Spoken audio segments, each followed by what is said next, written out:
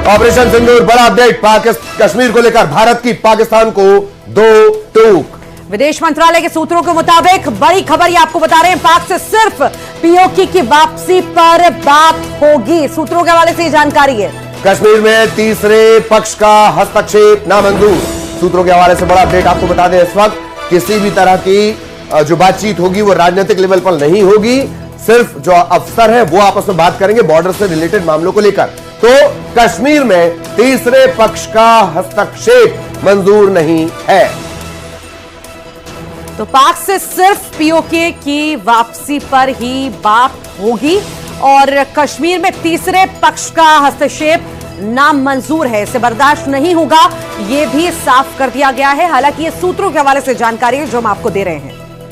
कश्मीर को लेकर पाक ऑक्युपाइड कश्मीर, पाक अधिकृत कश्मीर को लेकर यह बड़ी बात निकलकर सामने आई है। 2 टूक। विदेश मंत्रालय के सूत्रों के मुताबिक बड़ी खबर, पाकिस्तान से सिर्फ पीओके की वापसी को लेकर ही बातचीत होगी। दूसरी किसी भी बात में भारत की अब दिलचस्पी नहीं। अगर बात होगी पाक से तो सिर्फ बात होगी पीओके की वापसी पर। और साथ ही साथ यह भी कहा गया है कश्मीर में तीसरे पक्ष का हस्तक्षेप जो है वो बर्दाश्त नहीं होगा। तो ये बड़ी जानकारी आपको दे रहे हैं। कश्मीर पर भारत की पाकिस्तान को ये 2 टूक है। कल बेहद खास मुलाकात जो है होने वाली है और उससे पहले ये जो बयान सामने आया है इसके कई सारे मायने।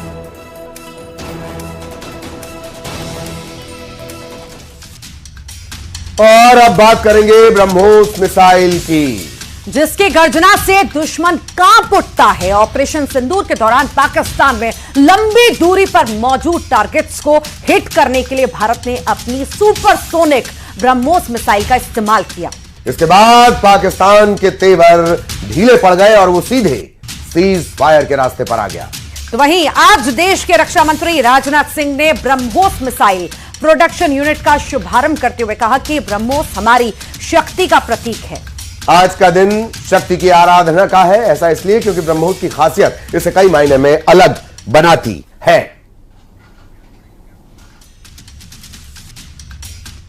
तो चलिए सबसे पहले इसकी ताकत की हम बात कर लेते हैं।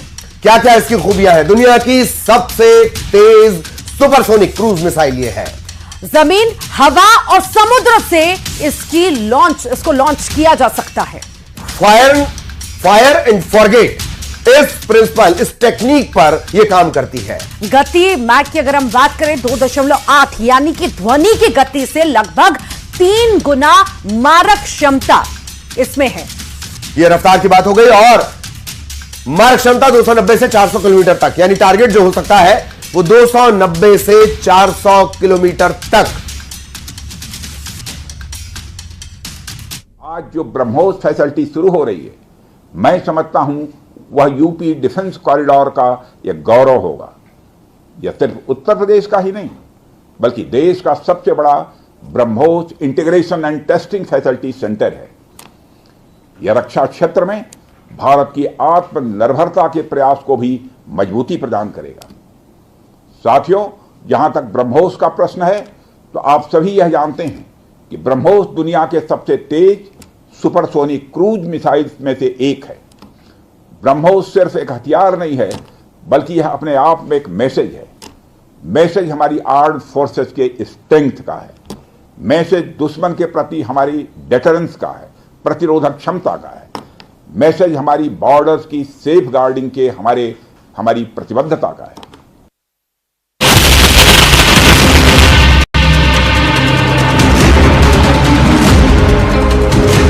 ऑपरेशन सिंदूर के दौरान यूं तो भारत ने अपने तरकश के कई तीर पाकिस्तान पर आजमाए, लेकिन जैसे ही भारत ने अपना ब्रह्मास्त्र चलाया, पाकिस्तान घुटनों पर आ गया। सूत्रों के मुताबिक इस दौरान ब्रह्मोस मिसाइल का इस्तेमाल किया गया।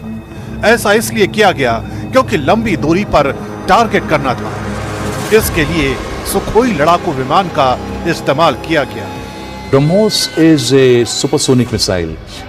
It cannot be intercepted by the air defense system of Pakistan and to the extent by China.